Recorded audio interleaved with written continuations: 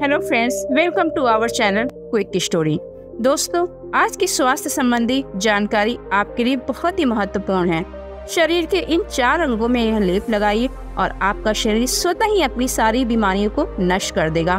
तो जानिए ये 4 अंग कौन कौन से हैं और हमें कौन से तेल लगाने चाहिए। लेकिन इस जानकारी से पहले चलिए सुनते हैं भगवान बुद्ध का एक उपदेश। एक दिन एक राजा भगवान बुद्ध के पास आया। बुद्ध के आश्रम में बहुत भीड़ थी। राजा ने भगवान बुद्ध से अनुरोध किया कि वह एकांत में बुद्ध से कुछ कहना चाहते हैं। तथागत बुद्ध बोले, सर्वत्र एकांत ही है राजन, यही बोलो।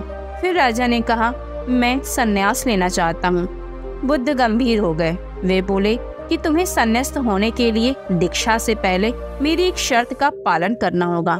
राजा ने स्पष्ट किया, जब दीक्षा लेनी ही है और संन्यास्त होना ही है तो मुझे आपकी सारी शर्तें मंजूर है। और फिर बुद्ध ने आदेश दिया और कहा, अपने कपड़े उतारो, अपने जूते उतारो और नग्न हो जाओ और इसी नग्न अवस्था में अपने राज के राजमार्गों पर स्वयं को जूते मारते हुए चक्कर लगा कर आओ।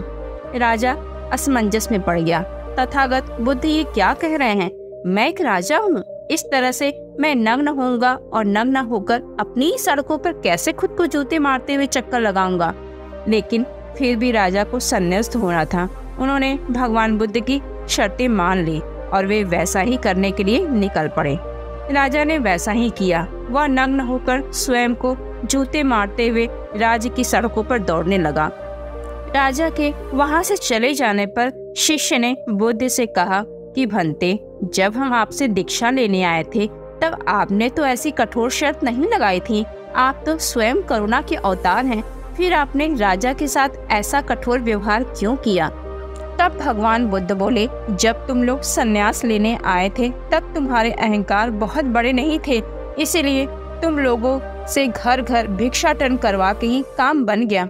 यह तो एक बड़ा राजा है, इसका अहंकार भी बहुत बड़ा है, इसलिए जितना बड़ा रोग उतनी ही बड़ी दवाई, इसलिए महारोग की दवाई भी अधिक शक्तिशाली होती है। इसी कारणवश मैंने इनका परीक्षा भी इतना कठिन लिया है। राजा जब इस दशा में अपनी ही प्रजा के सामने से गुजरेगा तो उसका अहंकार चूर चूर हो जाएगा। राजा ने शाम तक शर्त पूरी कर ली और बुद्ध के चरणों में आकर गिर गया और बोला, तथागत, आप तो मुझे आप दीक्षा देकर मुझे संन्यास्त करें। बुद्ध ने राजा के सिर पर मुकुट रखा और कहा, अब तुम्हें संन्यास लेने की जरूरत ही नहीं है। जाओ और कर्ता भाव छोड़कर साक्षी भाव से राज करो। अब तो तुम राजस्व हो चुके हो, अब तुम राजस्व हो।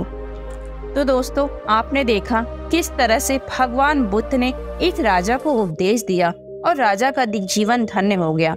दोस्तों, ये छोटे से उपदेश से आपको क्या ज्ञान प्राप्त हुआ, कमेंट में हमें जरूर बताइएगा।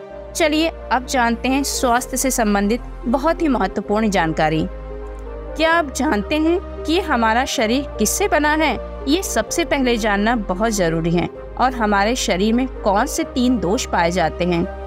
हमारा शरीर 5 तत्वों से बना है और हमारा शरीर में 3 दोष पाए जाते हैं, वात दोष, पित्त दोष और कफ दोष। इसे जानना जरूरी है क्योंकि ये हर एक बीमारी का कारण होता है, क्योंकि हर एक बीमारी का जड़ यही 3 दोष होता है, इसलिए जानना बेहद जरूरी है। तो आपके शरीर का महत्वपूर्ण दोष ये 3 दोष ही हैं, पित्त दोष, वात दोष और कफ दोष। अब ये तीनों प्रवृत्ति हमारे शरीर में कब से कब तक रहती है? जब हम जन्म से बाल अवस्था में रहते हैं, यानी जब हमारा जन्म होता है और 14 साल की उम्र तक हमारे शरीर में कफ प्रवृत्ति ज्यादा होती है। इस समय कफ ज्यादा बनता है, ये प्रकृति की देन है। कफ इसलिए बनता है क्योंकि हमारा शरीर ग्रो करता है। कफ बनना जरूरी भी है क्योंकि ये कफ हमारे शरीर के बहुत ही महत्वपूर्ण अंग हैं। बस हमें ये ध्यान देना है कि हम अपने बच्चों को ऐसी कोई चीज नहीं दें जिससे उनका कफ और बढ़ जाए, क्योंकि कफ से संबंधित जो 5 से 10% बीमारी है वो है टीबी, दमा, अस्थमा, इस्नोफिलिया। ये सारी बीमारियां इसकी वजह से ही होती हैं। इसलिए हर पेरेंट्स को यह ध्यान देना होगा कि उनके बच्चे का कफ ज्यादा ना बढ़े। उसके बाद हम आते हैं बाल अवस्था से युवा अवस्था में।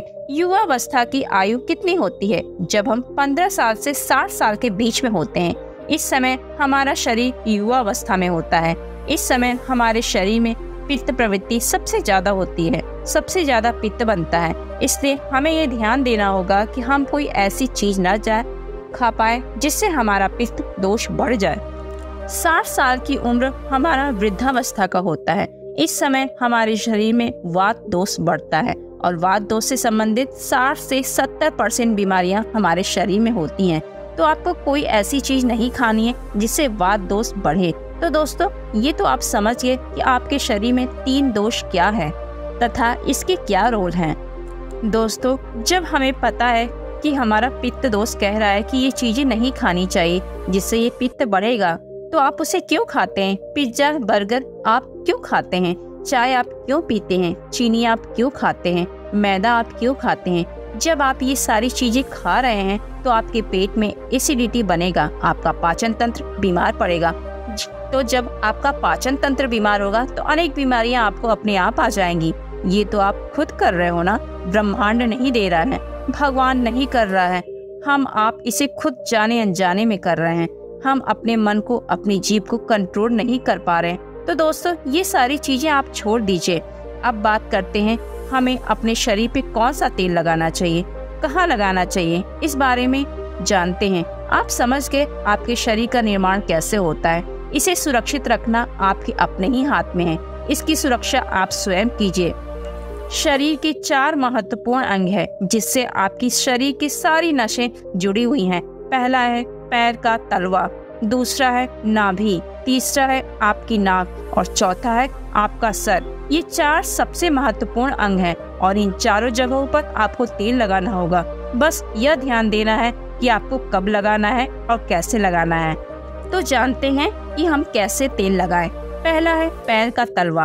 आपके पैरों के तलवे, जो व्यक्ति रोज सुबह जाकर मॉर्निंग वॉक करता है, नंगे पैर जमीन पर या फिर हरी घास पर चलता है, तो दोस्तों इससे आपकी आंखों की रोशनी कभी कम नहीं होती।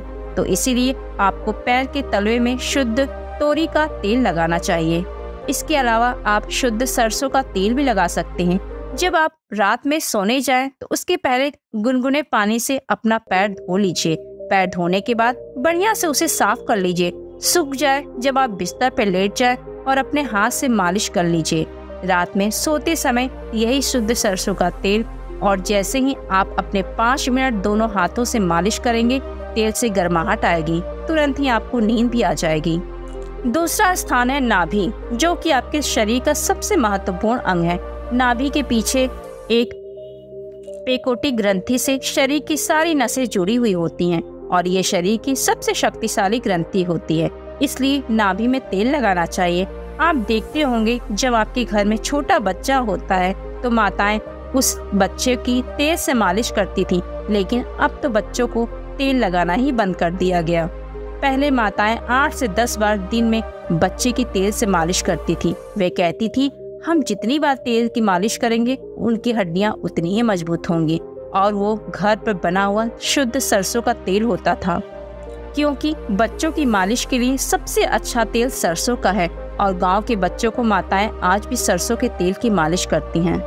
तो दोस्तों, आपको भी आज से शुद्ध सरसों का तेल रात में सोते समय नाभि में लगाना है। और जब आप नाभि में तेल लगाते हैं तो इसके क्या फायदे हैं, जानकर आप चौंक जाएंगे। पहला फायदा, आपको अच्छी नींद आएगी। दूसरा फायदा, दिमाग से संबंधित कोई भी समस्या नहीं होगी।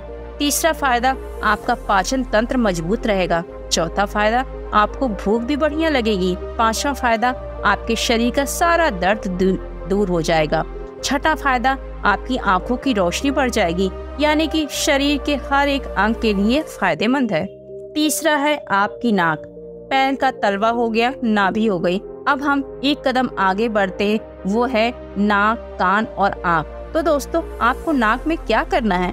अगर आपको गाय का शुद्ध देसी घी मिल जाए तो घी की 1 बूंद दाई नाक में और 1 बूंद बाई नाक में, दोनों नाक में 1-1 बूंद डालनी है। रोजाना दोनों नाक में 1-1 बूंद डालें। इसके इतने फायदे हैं, मैं यहाँ गिनाते थक जाऊंगी। आपका पागलपन दूर हो जाएगा। अगर किसी को पागलपन है, अगर पागलपन का इलाज चल रहा है, तो 3 से 4 महीने के अंदर पागलपन की दवा बंद हो जाएगी। अगर आपकी कान के पर्दे में छेद है तो बिना ऑपरेशन के ठीक हो जाएगा। आपको नींद की समस्या है, नींद की समस्या दूर हो जाएगी। आपकी याददाश्त कमजोर है, याददाश्त आपकी तेज हो जाएगी। शरीर में कमजोरी है, शरीर की कमजोरी दूर हो जाएगी। जुकाम आपको कभी पूरी जिंदगी में नहीं होगा। जुकाम, सर्दी की नाक से संबंधित जितनी भी बीमारी है आपको कभी नहीं होगा। चौथा है आपका सर। अब एक अंग और है जहाँ से आपका शरीर पूरा दिमाग जुड़ा हुआ है, वो है सिर।